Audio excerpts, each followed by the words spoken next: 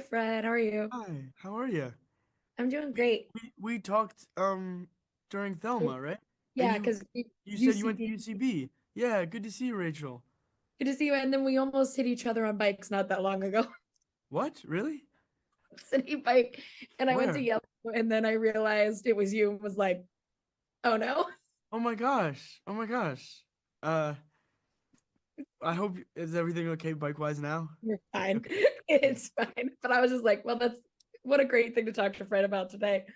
Uh, I like to but bike. I do like to bike. it's a great exercise. But I want to Exercise. start by talking about this monkey Yeah, I'm happy to talk about the monkey too. because I love that monkey in every scene is just causing chaos that it's in. Like if you pay attention to the monkey, it's doing whatever it wants. Yeah. For when you have a character, when you have a thing like that is part of your character and it is part of what this brother kind of like just has this monkey with him. How does that help you as an actor to navigate like, all right, well, this is who this guy is. He's just a dude with a little monkey. I think it speaks volumes, frankly. Um, uh, Ridley, one of these like rules that they say of filmmaking is like, oh, be careful, no animals, whatever. And then Ridley throws in hundreds of animals. He loves them, and I think it says something about his style of filmmaking and his voice as a filmmaker because he's sort of a leader of chaos, right? He makes these movies that are, um, you jump worried that the thing's gonna leap out from the screen and get you, and it's a real very alive chaotic feeling. And so I think the monkey is part of that, and I also think um, the this character is impulsive, and when you're working with an animal that's so beautiful and inspired and impulsive as Dondas is, it really is helpful. Yeah, and I didn't expect to see one of my worst fears, a shark in a gladiator movie, and then yet I was like, oh, cool, the whole ocean arena. This is fun for me. But the scale of like what these brothers kind of bring to the games is wild. Like I said, the entire ocean is in the arena at one point. Yeah. But when They you would really guys do that. They really did that. I mean, back in the day. that I hate it. It's bad enough that people had just like tigers in there, but like throwing in sharks, I was like, nope, I'm out. This is when I'm out. But like when you and Joseph do such a good job of like bringing the chaos that these brothers kind of brought to Rome to life. How do little things like that make it fun? Where it's like, yeah, you know what? They're like, we're playing these games now. We're bringing the ships out. That's what we're doing today. I mean, it completely informs their flair, their appetite for camp and entertainment and also violence under the guise of entertainment. I think that's kind of important too with all this is, how do we get so used to such extreme violence when it's all around us, and how do we put it into these categories that make us feel like it's not heartbreaking violence?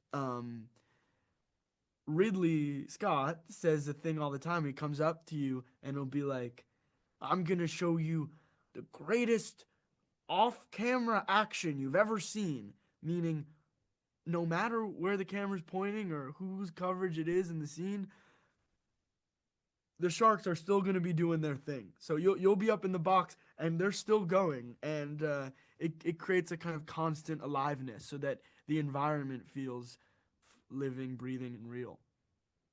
I both love and hate that because if I saw a real shark, I'd be like, I can't be You on would this movie. not want to visit set on the Shark Day. I need So to go. did Jaws really uh, terrify It, you or it anything? wasn't even Jaws. It was my brother loves sharks. So when I was a kid, I think I just like the court. I was like, I don't like these things. So the minute it showed up in this movie, I was like, didn't expect that one and Gladiator too. But I do love the scale of it because I remember like the first time I ever went to the Colosseum, I was like, yeah, it's like Gladiator.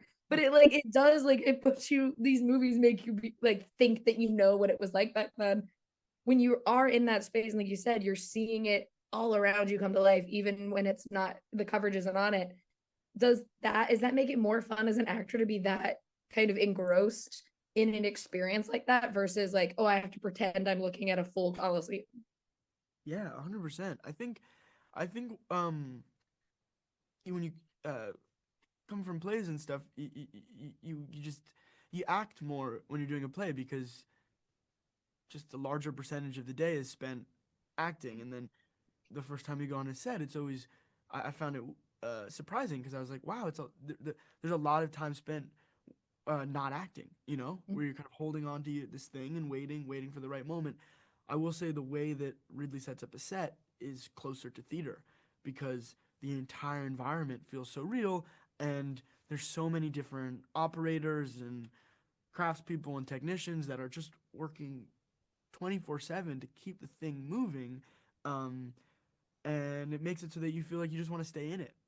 There's no sense of like an on and off switch, which is a real thrill as an actor because you get to be the person. Yeah. Also, I do love you talked about their flair, but I do love that these brothers, like the look that they have chosen for themselves as rulers is like, sure, you made yourself as pale as possible with like the blondest weird hair known to man. I love them. When you're like getting your costume for the first time and you see like Denzel's beautiful robes and Pedro Pascal's like in his armor, how did it feel when you're like, oh, I'm in a muumuu with my face painted white and wearing a crown the entire time? That's a good way to put it. We worked for a while on developing those looks so that they felt like the character in all the weird ways, and it was done in real collaboration with John T. Yates, who's the costume designer on the first Gladiator and has worked with Ridley countless times as well as in all these other great movies. And she's just a total genius. And I remember our first session talking about the character, even just the rings. Start putting on the rings, and we hit a point where I was looking at her, and we both realized this is the kind of guy that has rings on every finger. It's like he is excess to the maximum degree. He's rotting gold. And rings a big theme in this movie. I was like, oh, that everyone got rings on. Whole This lot of is rings. Whole lot a of lot of rings. rings. But I do want to ask for my last question. The what I love about this movie is I think I just said it's about dads in arms, because that is essentially what this Gladiator boils down to is father son relationships and then a lot of arms being shot. And I was like, thank you, Ridley Scott. When you are in a movie like this, that the scope is so big, people so many expectations about it because it's a Gladiator movie, and you get to be like, and a lot of times the comedic relief, like we saw from the trailer that you and Joseph Quinn were going to be the people that we were like, cool, we get to laugh with them. How is it for you now getting to talk about it and have everybody like seeing Gladiator and telling you what they think about it and really understanding the significance of this sequel? It's an honor. I mean, it's just an honor to Paul was just saying it's such a miracle that any movie is made, let alone one where so many people want to talk about it and so many people are so excited to see Mm-hmm. it. So, uh, yeah, I just can't wait. I can't wait for the day when it comes out and everyone gets to, watch it. Yeah. Yeah, I can't wait for more memes because I already like that Joseph Quinn became a meme where he had his hands up and he was yelling on the internet. Now I just want more of those from this Whoa, I movie. didn't even. I gotta see that. Yeah. I'm not so online on it, so, but I'm gonna try and find that somehow because Yeah, he just I him want with to show his him end that. spread. It became a meme and I love it so much. But thank you for talking with me. I really appreciate it. I really loved Gladiator too.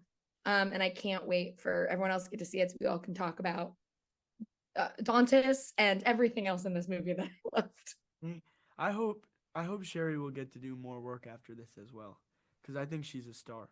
She is. She's top tier actress. Yeah, Sherry truly, Looking. truly. But thank It's you. lovely to see you, Rachel, and thank you for Good your seeing question. you. Have a great one.